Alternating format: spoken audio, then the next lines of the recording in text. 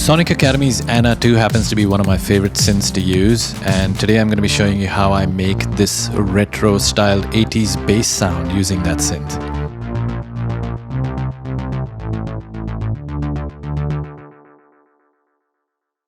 So I've initialized the preset and I've created a copy of that original track. It's called Retro Bass Copy, and this is what our sound is like in the default state.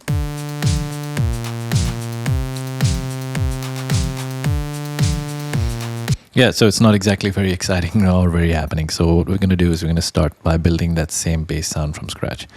I'm going to go to wavetable 1, oscillator 1 rather. I'm going to first change the wavetable to Juno 106. I'm going to do that with 2 as well. Make that Juno 106. Here we go. And this is slight difference.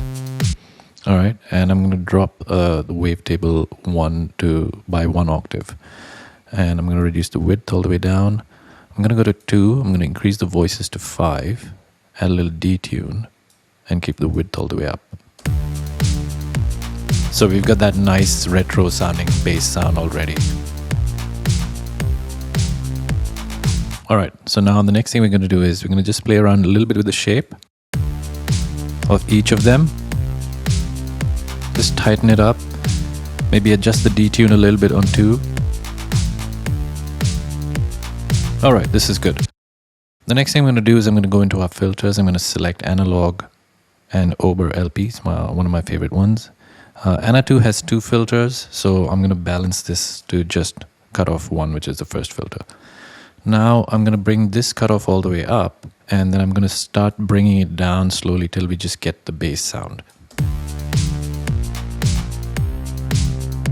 Yes, somewhere about there should be good. Round about there. I'll keep tweaking this stuff as we go along and till I get the sound that I want. Let's add some resonance.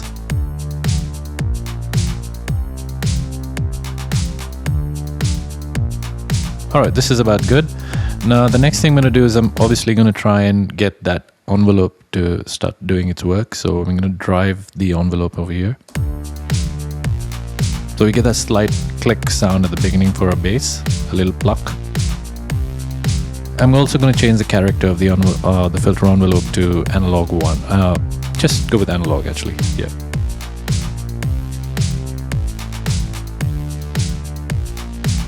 Alright, this is nice. Now I'm going to start playing around a little bit with the ADSR curve of the filter envelope. So let's bring that decay down. Yeah, it's nice. Maybe adjust the curve. Now I'm also going to add a little bit of this drive here. Maybe slightly, ever so slightly adjust the cutoff. Next on the amp envelope, I'm just going to increase that release time a little bit. And we'll come back to these as we go along. So we're nearly there. Now let's go into the ARP. Sonic Academy's got Anna 2's got a brilliant built-in ARP. Excellent songwriting tool. I'm going to clear this and we're going to turn it on and we're going to hear nothing. Yep. Alright, because the ARP is not triggering any notes. So I'm just going to go ahead and just draw in this because this is typically what happens with synthwave sounds. Just a typical driving 16th note pattern. So now you can hear that still a little bit of that high end is coming through, which we don't want. So I'm going to bring that cutoff down even more. And now we have that sound. Maybe adjust the decay a little bit on the filter envelope.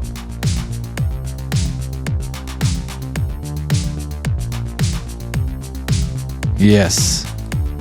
Now we're definitely one step closer. But instead of just keeping it like this, I mean, we could very much run with this by itself. It would be great. It still works, but let's try and make it a little bit more original. Just make it your own at least, you know, you gotta try and do that. But before I move on, I'm gonna do a preset lock here. It's just a habit, because in case I just go back and initialize the preset, then I just lose that arpeggiator and we gotta draw all those notes all over again. Okay, so what I'm gonna do is I'm gonna first add a little bit of distortion, bring some tape in here. So it gives it that nice warm analog kind of sound. All right. Now the next thing I'm going to do is I'm going to try and see if we can play around with the sync of oscillator 2 and see if we can try and modulate it a little bit. Yeah, I like that. All right, so I'm going to go into our LFOs over here now, and I'm going to change this to triangle. I'm going to set the LFO target to oscillator 2, and we're going to pick sync. There we go. All right. Now I'm going to sync that to tempo, so it's on beat, and we'll probably make it go as a triangle every 4 bars or so. I'm going to keep the retrig off and put it on loop. And now let's try and add some depth, so you'll hear it as it climbs. Yes, there we go. It's already sounding pretty damn good. It's looking good as well, of course. It's got that slight sort of flanger kind of effect on it. But we don't want to stop there. So what I want to do is I'm going to use one of these G envelopes, and we're going to try and modulate a few more parameters, like maybe the cutoff, maybe the envelope, maybe the curve or the decay, just to give it a little bit more edge and a little bit more bite. All right, so I'm going to go into G envelope 1. We've got 1 selected.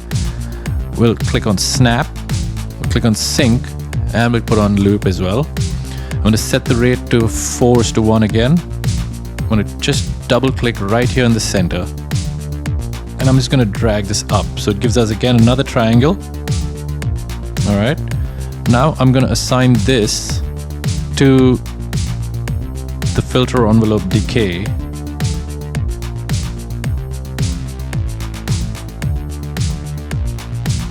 So it's sort of opening up the decay as it moves up and comes back down, but I don't want it to affect it so much, so I'm just going to adjust the depth a little bit.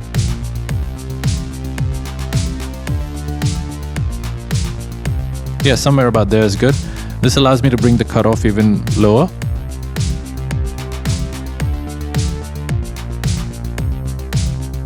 So when it goes up on that sync, that kind of becomes a little bit more pronounced. All right, now I'm going to copy the same thing to 2. Again, I'm going to turn on loop, sync, and snap. We're going to set the rate again to 4. And this time we're going to modulate the filter envelope's curve knob. Here we go. So the curve is actually getting tighter as the decay opens up.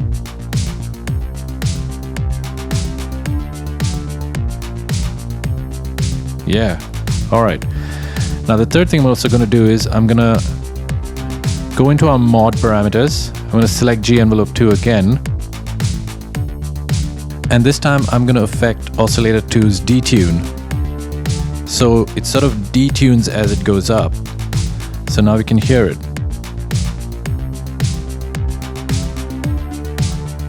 Yes. All right.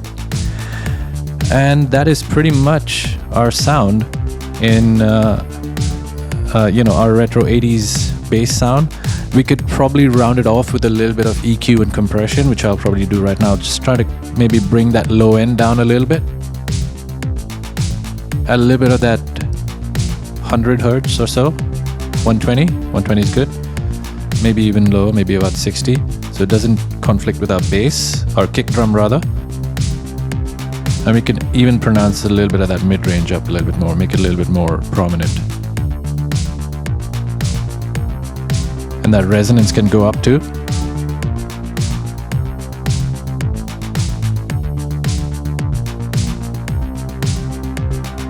Okay, great. Now let's go to insert 2.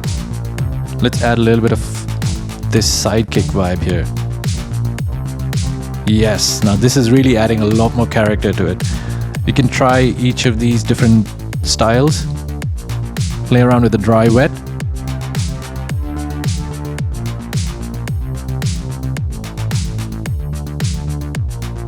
And if you like, you can even just add some plate reverb. Bring down that dry wet. Make it larger. Stick to late. Don't let any of that low end bleed into the reverb as well. Maybe lower decay. Let's see what delay does. Yeah, I like that.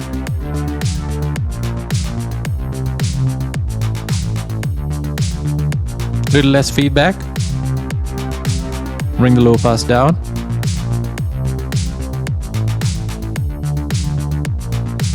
Let's round it up with some compression.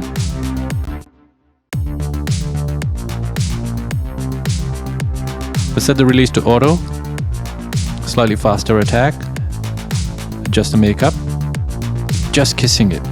Just sort of evening out the peaks a little bit.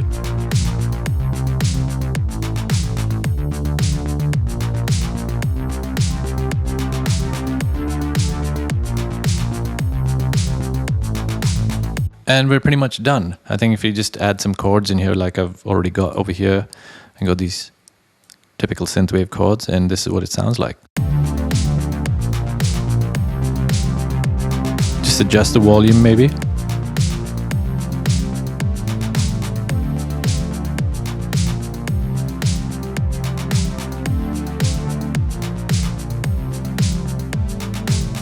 And you've got a really nice, I'd like to say fairly unique sounding retro synthwave bass sound. And I hope you enjoyed that, and I hope you learned a little something out of it. Like I said, Anna 2 is a fantastic synth for a variety of different kind of sounds, whether vintage or even some modern sounds in electronic music. And have a play around, check it out today on sonicacademy.com. And I'll see you in the next video. If you like this one, please like, subscribe, and follow.